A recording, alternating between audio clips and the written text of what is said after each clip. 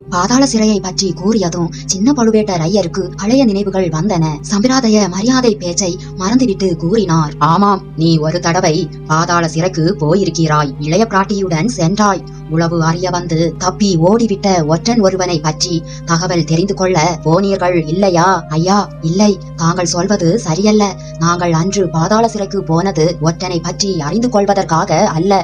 பட்டத்து இளவரசர் ஆதித்த கரிகாலர் ஓலையுடன் அனுப்பியிருந்த தூதரை பற்றி தெரிந்து கொள்ள போனோம். இளவரசி, அப்படி நீங்கள் எண்ணிக்கொண்டு போனீர்கள். அவன் ஒற்றனா தூதனா என்பது உங்களுக்கு எப்படி தெரியும்? நீ ஏதும் அறியாத சிறு பெண். உன்னோடு அதை பற்றி விவாதித்து பயனில்லை. நீங்கள் போனது தான் போனீர்களே, அவனை பற்றி ஏதாவது தெரிந்து கொண்டீர்களா? ஐயா, இல்லை, நாங்கள் யாரை பார்க்க போனோமோ அவன் உங்களுக்கு கூட தெரியாமல் விடுதலையாகி போய்விட்டான். பழுவூர் இளையராணி நந்தினி தேவியின் கட்டளை எங்களை முந்திவிட்டது. பாவம், நீங்கள் தான் என்ன செய்வீர்கள்? சின்ன பழுவேட்டரையர் உதடுகளை கடித்துக் கொண்டார். தமது எச்சரிக்கையை பொருட்படுத்தாமல் தம் தமையனார் இளையராணிக்கு அதிக இடம் கொடுத்து வந்தது இத்தகைய இளம் பெண்களுக்கு கூட தெரிந்துவிட்டது. இவ்விதம் தமது உள்ளத்தில் தோன்றிய அவமான உணர்ச்சியை வெளியில் காட்டிக்கொள்ளாமல், இளவரசி, உங்கள் பங்குக்கு நீங்களும் ஓர் அரை பைத்தியக்காரனை விடுதலை செய்தீர்களே என்றார். ஐயா, அரை பைத்தியம் என்று புஷ்ப சேவை செய்து வரும் சேந்தன் அமுதனை தானே சொல்கிறீர்கள்? அவரை அன்று விடுதலை செய்ததினால் இந்த சோழ நாடு எவ்வளவு பெரிய நன்மை அடைந்தது என்பதை அறிந்தால் ஆச்சரியப்பட்டு போவீர்கள். இளவரசி, எனக்கு ஆச்சரியம் இனி ஒன்றிலுமே ஏற்பட போவதில்லை. இந்த சோழ ராஜ்யம் யார் யாருக்கெல்லாம் நன்றி கடன் பட்டிருக்கிறது என்பதை நினைத்து ஆச்சரியப்பட்டு எனக்கு அலுத்து போய்விட்டது. நீங்கள் கூட இப்போது ஏதோ ஒரு முக்கியமான நன்மையை சோழ நாட்டுக்கு செய்வதற்காகத்தான் வந்திருக்கிறீர்கள் அல்லவா? ஆமையா, முக்கியமான காரியம் இல்லாவிட்டால் தங்கள் தமையனார் அனுப்பியிருப்பாரா? அதிலும் ஒன்றும் அறியாத அபலை பெண்ணாகிய என்னை அனுப்பியிருப்பாரா? என் தமையனாருக்கு புத்திசாலித்தனம் அதிகரித்து கொண்டு தான் வருகிறது. உங்களை அனுப்பியதிலிருந்தே அது தெரிகிறது. நீங்கள் கொண்டு வந்த செய்தியை சீக்கிரம் சொல்லிவிடுங்கள். ஐயா, பாண்டிய நாட்டு சதிகாரர்களை பற்றி அலட்சியமா இருந்தது தவறு என்று தங்களிடம் கூறும்படி சொன்னார். வீரபாண்டியனுடைய ஆபத்துதவிகள் சிலர் உண்மையாகவே பயங்கர சதி செய்து வருகிறார்கள். சோழ குலத்தை பழிவாங்க இன்று கெடு வைத்திருக்கிறார்கள். சக்கரவர்த்தியை பத்திரமாய் பாதுகாக்க வேண்டும் என்று எச்சரிக்கும்படி கூறினார். இதை கேட்ட காலாந்தக கண்டர் நகைத்தார். இந்த பிரமாதமான செய்தியை தானா சொல்லி அனுப்பினார்? ஒருவேளை உங்கள் பெரிய தந்தை படையெடுத்து வரப்போவதை பற்றித்தான் தகவல் தெரிந்து சொல்லி அனுப்பினாரோ என்று பார்த்தேன். அவர் வெளியிலிருந்து கொடும்பாளூர் படையை பார்த்து கொண்டால் நான் கோட்டைக்குள்ளே சக்கரவர்த்திக்கு ஏது நேராமல் பார்த்து கொள்கிறேன். அதை பற்றி அவரும் நீங்களும் இளைய பிராட்டியும் கூட கவலைப்பட வேண்டியதில்லை. ஐயா, தாங்கள் இப்படி அலட்சியமாக கருதுவீர்கள் என்று தெரிந்து மேலும் ஒரு விஷயம் சொல்லி அனுப்பியிருக்கிறார். பழுவூர் இளையராணியின் அரண்மனைக்கு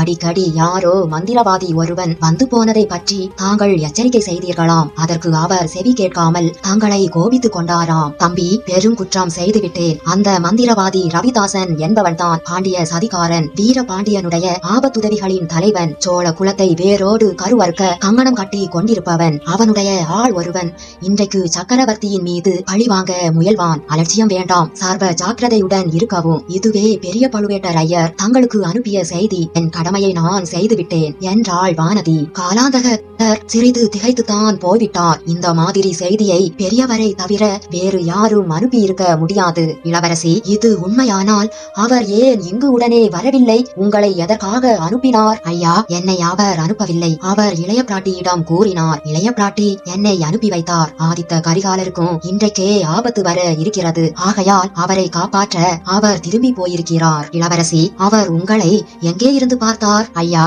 குடந்தை ஜோதிடர் வீட்டில் பார்த்தார். இன்னும் தங்களுக்கு சந்தேகம் தெளியவில்லையானால் இதையும் கேளுங்கள். தங்கள் அண்ணன் படகில் கொள்ளிடத்தை தாண்டி வந்தபோது புயல் அடித்து படகு கவிழ்ந்து விட்டது.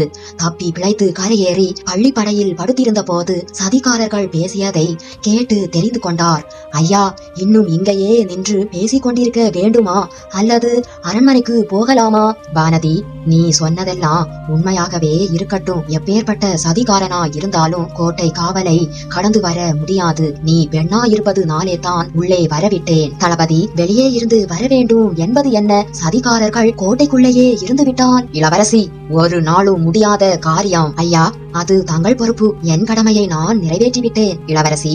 இனி நீங்கள் திரும்பி போகலாம். இல்லை தளபதி, என் கடமையில் ஒரு பாதியை தான் நிறைவேற்றியிருக்கிறேன். சக்கரவர்த்தியை பார்த்து இளைய பிராட்டியின் செய்தியையும் சொல்லிவிட்டால் முழுவதும் நிறைவேற்றியதாகும் இளவரசி. அந்த செய்தியையும் என்னிடமே சொல்லிவிடலாம் தளபதி. முடியாத காரியம். சக்கரவர்த்தியிடம் நேரில் தெரிவிக்கும்படி இளைய பிராட்டியின் ஆணை.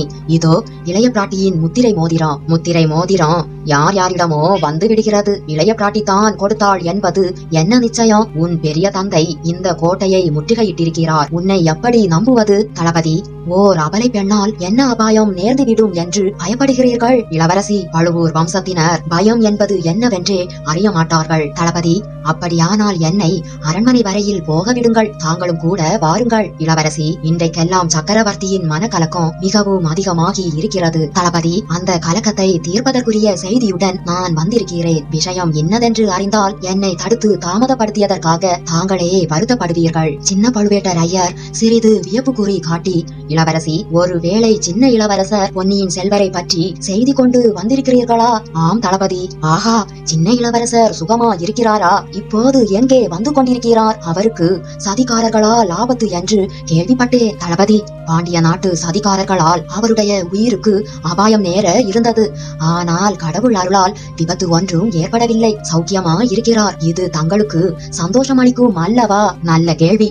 சின்ன இளவரசர் சௌக்கியமா இருப்பது பற்றி சந்தோஷப்படாமல் துக்கப்படுவார்களா?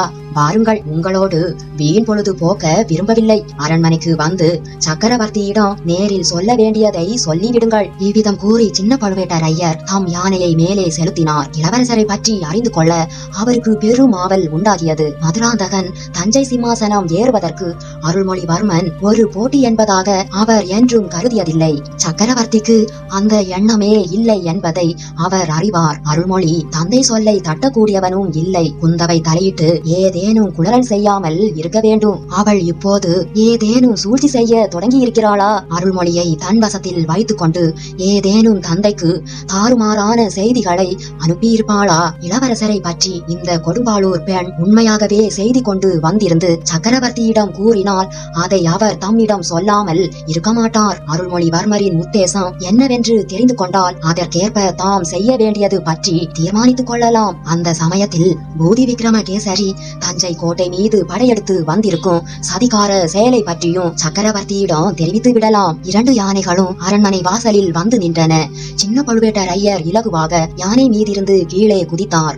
இன்னொரு யானை மலை அசைவது போல் அசைந்து மண்டியிட்டு படுத்தது. 2 பெண்களும் யானை பாகனும் கீழே இறங்கினார்கள். வாசற்காவலனை அழைத்து சின்ன பழுவேட்டரையர் ஏதோ கூறினார். அவன் அரண்மனையின் முன் வாசலை திறந்து விட்டான். காலாந்தக கண்டருடைய மனதில் அவருடைய தமையனார் சொல்லி அனுப்பியதாக வானதி கூறிய செய்தி உறுதி கொண்டிருந்தது. அதை அவர் அலட்சியம் செய்ய பார்த்தும் முடியவில்லை. முக்கியமாக மந்திரவாதி ரவிதாசனை பற்றி அறிந்தது அவருடைய மன அமைதியை மிகவும் குலைத்தது. வீரபாண்டியரின் ஆபத்துதவிகளை பற்றி அவர் முன்னமே அறிந்திருந்தார். ஆனால் அவர்களுக்கு தஞ்சாவூர் கோட்டைக்குள்ளேயே இடம் கிடைத்திருந்தது என்று அறியவில்லை. இப்போது இளவரசி வானதி சொல்வது சிறிது பயங்கரமான செய்தியாகத்தான் இருக்கிறது. ஆயினும் எந்த மந்திரவாதி அல்லது எந்த சதிகாரன் என்ன செய்துவிட முடியும்? தம்முடைய அனுமதியின்றி சக்கரவர்த்தியின் அரண்மனைக்குள் ஓர் ஈ கூட நுழைய முடியாது. சக்கரவர்த்தி வெளியில் வருவதும் கிடையாது. இருந்தாலும் அரண்மனையை சுற்றிலும் இன்னும் கொஞ்சம் பாதுகாப்பை பலப்படுத்தி வைப்பது நல்லது. புயல் வெள்ளம் என்று சொல்லிக் கொண்டும் முதல் மந்திரியை பார்ப்பதற்காக என்று சொல்லிக் கொண்டும் அதிகம் பேர் 2 நாளாக கோட்டைக்குள் வந்திருந்தார்கள். அவர்கள் எல்லோரும் வெளியில் போய்விட்டார்களா என்று தெரியாது. இன்று பகலில் திடீரென்று கோட்டை கதவை சாத்தியது நல்லதாய் போய்விட்டது. கெட்ட நோக்கம் கொண்டவர்கள் யாராவது இந்த கோட்டைக்குள் வந்திருக்கிறார்களா என்று நன்றாக பரிசோதனை செய்து பார்த்துவிடலாம். இவ்விதம் யானை மேல் அரண்மனையை நோக்கி வரும்போதே எண்ணமிட்டு கொண்டு வந்தார். அரண்மனை வாசலில் ஒரு பக்கத்தில் எப்போதும் ஆயத்தமா இருந்த தம் ஆட்களை சைகையால் அழைத்தார். அவர்களிடம் கோட்டையின் உள்பக்கம் முழுவதும் நன்றாய் தேடி சந்தேகத்திற்கு இடமாக யார் தென்பட்டாலும் பிடித்துக் கொண்டு வரும்படி கட்டளையிட்டார். பிறகு பிறகு வேளக்கார படையாரிடம் அன்று இரவு முழுவதும் தூங்காமலே அரண்மனையையும் சுற்றுப்புறங்களையும் காவல் புரிய வேண்டும் என்று சொல்ல எண்ணி அவர்களுடைய தலைவனை அனுப்பும்படி ஆணையிட்டார். இந்த நிலையில் யானையின் மேல் வந்த பெண்கள் என்ன ஆனார்கள் என்று திரும்பி பார்த்தார். அவர்கள் அப்போது அரண்மனை முன்புறத்து நிலா முற்றத்தை தாண்டி முதல் வாசற்படிக்கு அருகிலேயே போய்க் கொண்டிருந்தார்கள். ஆனால் இவன் யார்? அவர்களை தொடர்ந்து போகும் அந்த மூன்றாவது உருவம் தலைப்பாகையை பார்த்தால் யானைப்பாகன் மாதிரி தோன்றுகிறது. யானைப்பாகன் ஏன் தொடர்ந்து போகிறான்? அரண்மனைக்குள் அவனுக்கு என்ன வேலை? சக்கரவர்த்தியிடம்தான் அவனுக்கு என்ன காரியம்? மிக பயங்கரமான ஓர் எண்ணம் சின்ன பழுவேட்டரையரின் மனதில் தோன்றி சொல்ல முடியாத வேதனையை உண்டாக்கியது. கோப கனலை எழுப்பியது. ஒருவேளை இதில் ஏதேனும் சூழ்ச்சி இருக்குமோ? இவன் தான் சதிகாரனோ? இந்த பெண்களை ஏமாற்றிவிட்டு யானைப்பாகனை போல் வந்திருக்கிறானோ? நாமும் ஏமாந்து விட்டோமோ? தம் கண் முன்னால் சக்கரவர்த்தியை கொல்ல வந்த வீர பாண்டியரின் ஆபத்துதவி அரண்மனைக்குள்ளே போகிறதா? காலாந்தக கண்டனுக்கு அவ்வளவு பெரிய அசட்டு பட்டமா? அல்லது பூதி விக்ரமகேசரியின் சூழ்ச்சியில் சேர்ந்ததா? எதுவா இருந்தாலும் சரி, இதோ மறு கணத்தில் எல்லாம் தெரிந்து போய்விடுகிறது. 4:08 நிலா முற்றத்தை காலாந்தக கண்டர் கடந்து சென்று யானைப்பாகனின் அருகில் அடைந்தார். அடே நில்லிங்கே என்று கர்ஜனை செய்தார். நீ ஏன் உள்ளே போகிறாய்? யானைப்பாகனுக்கு அரண்மனைக்குள் என்ன வேலை என்று கூறிக்கொண்டே அவனுடைய ஒரு கரத்தை தமது வஜ்ராயுதம் போன்ற கைமுஷ்டியினால் பிடித்துக் கொண்டார். அவருடைய கோப கர்ஜனை குரலை கேட்டுவிட்டு முன்னால் சென்ற இரு பெண்களும் திரும்பி பார்த்தார்கள். அவர்களுடைய முகங்கள் சிறிது பயம், வியப்பு, ஆர்வம் முதலிய உணர்ச்சிகளை பிரதிபலித்தன. அதே சமயத்தில் புன்னகை மலர்ந்தது. வானதி ஐயோ அவர் என்று ஏதோ சொல்ல ஆரம்பித்து சிறிது தயங்கினாள். கோபத்தின் சிகரத்தை அடைந்திருந்த சின்ன பழுவேட்டரையர் அவளை திரும்பி பார்க்கவும் இல்லை, அவள் வார்த்தையை பொருள்படுத்தி கேட்கவும் விரும்பவில்லை. யானைப்பாகனுடைய தடுமாற்றத்தில் இருந்து அவருடைய சந்தேகம் மேலும் மேலும் உறுதிப்பட்டது. முன்னொரு தடவை தம்மை ஏமாற்றிவிட்டு தப்பி ஓடி போன வானகுலத்து வாலிபனோ என்ற விபரீத எண்ணம் அந்த நொடியில் தோன்றியது. மறுபடியும் தம்மை ஏமாற்றிவிட்டு போகலாம் என்று இவ்வளவு துணிச்சலுடன் வந்திருக்கிறானோ? பிடித்த பிடியை இன்னும் சிறிது கெட்டியாக்கி கொண்டு சின்ன பழுவேட்டரையர் உண்மையை சொல், நீ யார்? யானைப்பாகன் தானா அல்லது சதிகாரனா? முன்னொரு தடவை என்னிடம் இருந்து தப்பி சென்ற ஒற்றனா? இந்த முறை தப்ப முடியாது என்று சொல்லிக் கொண்டே பிடித்த பிடியை விடாமல் யானைப்பாகன் முகத்தை தம்மை நோக்கி திருப்பினார். அரண்மனையின் முன்மண்டபத்தில் எரிந்த தீபங்களின் வெளிச்சம் லேசாக அந்த யானைப்பாகனின் கம்பீரமான முகத்தில் விழுந்தது. தளபதி, நான் யானைப்பாகன் கூடத்தான் தங்களிடம் இருந்து என்றும் தப்பி சென்றதில்லை. தங்களிடம் என்னை ஒப்பு கொடுக்கவே வந்திருக்கிறேன் என்றான் யானைப்பாகன். காலாந்தக கண்டர் அந்த முகத்தை பார்த்தார். அந்த குரலை கேட்டார். மேல் உலகம் ஏழும் இடிந்து அவர் தலைமேல் ஒருமிக்க விழுந்துவிட்டது போல் இருந்தது. அவ்விதமாக திகைத்து சித்திர பதுமை போல் நின்று விட்டார். கைப்பிடியை விடுவதற்கு கூட அவருக்கு தோன்றவில்லை. கைப்பிடி அதுவாக தளர்ந்து இளவரசர் அருள்மொழிவர்மரை விடுதலை செய்தது. இளவரசர் அருள்மொழிவர்மரின் அந்த இளம் பொன்முகத்தில் என்ன மந்திர சக்தி தான் இருந்ததோ தெரியாது. இத்தனைக்கும் இளவரசர் அந்த சமய முகத்தை சுருக்கிக் கொள்ளவும் இல்லை, கோபத்தின் அறிகுறியும் சிறிது கூட காட்டவில்லை. வெண்ணெய் திருடி அகப்பட்டுக் கொண்ட கண்ணனை போல் குற்றத்தை ஒப்புக்கொள்ளும் பாவனை முகத்தில் தோன்றும்படி நின்றார். சின்ன பழுவேட்டரையரிடம் குற்றம் கண்டுபிடித்து கடிந்து கொள்ளும் அறிகுறியோ அவரை எதிர்த்து போராடும் நோக்கமோ அணுவளவும் அவர் முகத்தில் காணப்படவில்லை. ஆயினும் அஞ்சா நெஞ்சமும் அளவில்லா மனோதிடமும் வாய்ந்தவரான காலாந்தக கண்டரின் கை கால்கள் அந்த நொடியில் வெடவெடத்து விட்டன. முகத்தில் வியர்வை அருவியது. என்ன செய்கிறோம் என்று கூட அறியாமல் இரு கைகளையும் கூப்பிய வண்ணம் செலுத்தியவாறு, பொன்னியின் செல்வா, ஈழம் கொண்ட வீரா, சோழ நாட்டின் தவ புதல்வா, இது என்ன கோலம்? இது என் பிரியம்? இவ்விதம் தண்டிப்பதற்கு என்ன குற்றம் செய்தேன்? நான் செய்த பிழையை பொறுத்து கருணை புரிய வேண்டும், மன்னித்தேன் என்று அருள்வாக்கு தர கண்ணிருந்தும் பாராத குருடனாகிவிட்டேன் என்று நாக்கு தழுதழுக்க குரல் நடுங்க கூறினார். மேலும் இதே முறையில் பேச போன இளவரசர் தடுத்து, தளபதி, இது என்ன? தாங்களாவது குற்றம் செய்வதாவது, ஒன்றும் அறியாத இந்த சிறுவன் தங்களை மன்னிப்பதாவது என்று கேட்டார். இளவரசே, தங்களை பிடித்து நிறுத்திய இந்த கையை வெட்டினாலும் போதிய தண்டனை ஆகாது. தளபதி, தங்கள் வார்த்தைகள் என் காதில் கொடூரமாக விழுகின்றன. போதும், நிறுத்துங்கள். தங்கள் பொறுப்பை நிறைவேற்றுவதற்காக தங்கள் கடமையை செய்தீர்கள். அதில் குற்றம் என்ன? தவறு என்னுடையது. நான் இந்த வேடத்தில் யானைப்பாகனாக வருவேன் என்று நீங்கள் எதிர்பார்த்திருக்க மாட்டீர்கள். இளவரசே, நான் எதிர்பார்க்கவே இல்லைத்தான். இப்படி தாங்கள் செய்யலாமா? சோழ நாட்டின் மகா வீரரை இப்படியா நான் வரவேற்றிருக்க வேண்டும்? ஆசார உபசாரங்களுடன் முன்வாசலில் வந்து காத்திருந்து வெற்றி முரசுகள் 8 திக்கும் அதிரும்படி முழங்க வரவேற்றிருக்க மாட்டேனா? தளபதி, தாங்கள் அப்படி செய்வீர்கள் என்று அறிந்துதான் நான் இந்த வேடத்தில் வந்தேன். அதற்கெல்லாம் இது சரியான நேரமல்ல. தங்களுக்கு தெரியாதா?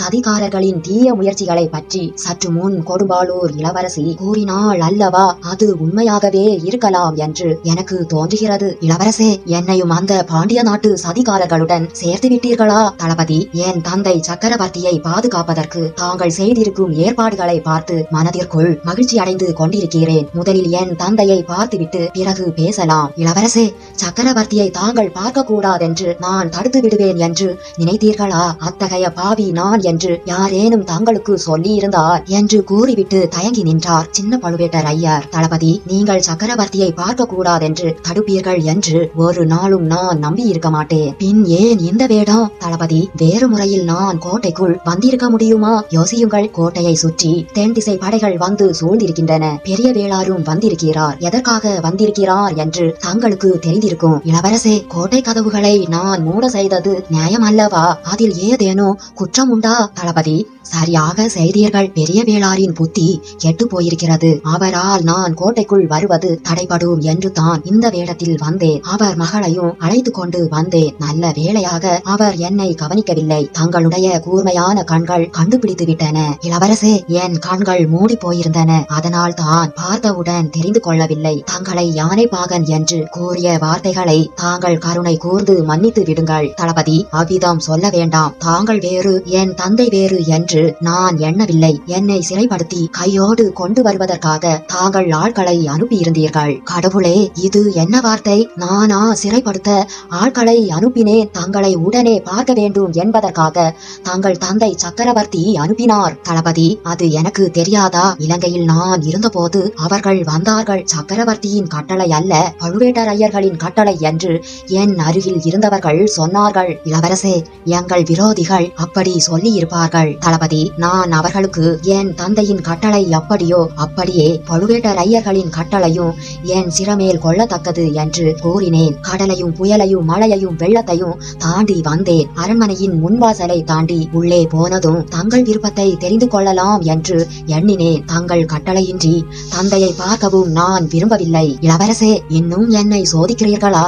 தங்கள் தந்தையை தாங்கள் சந்திப்பதற்கு நான் என்ன கட்டளை இடுவது? தங்களுடன் வர சொன்னால் வருகிறேன். இங்கேயே நிற்க சொன்னால் நின்று விடுகிறேன். இளவரசரின் விருப்பமே என் சிரசின் மேல் சூடும் கட்டளை என்று பணிவுடன் கூறினார் சின்ன பழுவேட்டரையர். தளபதி, தாங்கள் இங்கேயே நிற்க வேண்டித்தான் நேரும் போல் இருக்கிறது. அதிக நேரம் நாம் இங்கு நின்று பேசிக்கொண்டு இருந்து விட்டோம். அதோ பாருங்கள் என்றார் இளவரசர். சின்ன பழுவேட்டரையர் திரும்பி பார்த்தார். சற்று முன் தூரத்தில் நின்ற அவருடைய ஆட்கள் எல்லாம் நெருங்கி வந்திருப்பதை கண்டார். அவர்கள் மட்டுமல்ல, அரண்மனை வாசற் காவலர்களும் வந்து விட்டார்கள். இன்னும் தூரத்திலே நின்ற வேளக்கார படையினரும் சிலர் பிரிந்து வந்து கொண்டிருந்தார்கள். அருகில் வந்துவிட்டவர்கள் அனைவரும் பொன்னியின் செல்வரை கண் கொட்டாத ஆரவாரத்துடன் பார்த்து கொண்டிருந்தார்கள். சின்ன பழுவேட்டரையர் திரும்பி பார்த்த நேரத்தில் இளவரசரின் திருமுகத்தில் விளக்கு வெளிச்சம் நன்றாக விழுந்து மிக பிரகாசமாக தெரிந்தது. வீரர்களில் ஒருவன் வாழ்க இளவரசர் என்றான். வாழ்க பொன்னியின் செல்வர் என்றான் இன்னொருவன். மகிந்தனை புறங்கொண்டு ஈழம் கொண்ட வீராதி வீரர் வாழ்க என்றான் மற்றொருவன். இந்த குரல்களை கேட்டவுடன் வேளக்கார படையினர் அனைவரும் அங்கு விரைந்து வர தொடங்கினார்கள். பல பல குரல்களில் இருந்து வாழ்க பொன்னியின் செல்வர் என்ற வாழ்த்தொலிகள் எழுந்தன. அரண்மனை வாசல் ஆனபடியாலும் சின்ன பழுவேட்டரையர் அங்கு இருந்தபடியாலும் அந்த ஒலி மிக மெல்லியதாகத்தான் அப்போது எழுந்தது. தளபதி, நாம் இங்கே நின்று பேசியது தவறாக போய்விட்டது. அரண்மனைக்குள்ளே பிரவேசிக்கும் வரையில் நான் என்னை தெரியப்படுத்திக் கொள்ள விரும்பாததின் காரணம் இப்போது தெரிகிறது அல்லவா என்று இளவரசர் கேட்டார். அரசே, தெரிகிறது. நான் இவர்களுக்கு சமாதானம் சொல்லிவிட்டு வருகிறேன். தாங்கள் தயவு செய்து விரைந்து உள்ளே செல்லுங்கள் என்றார் காலாந்தக கண்டர்.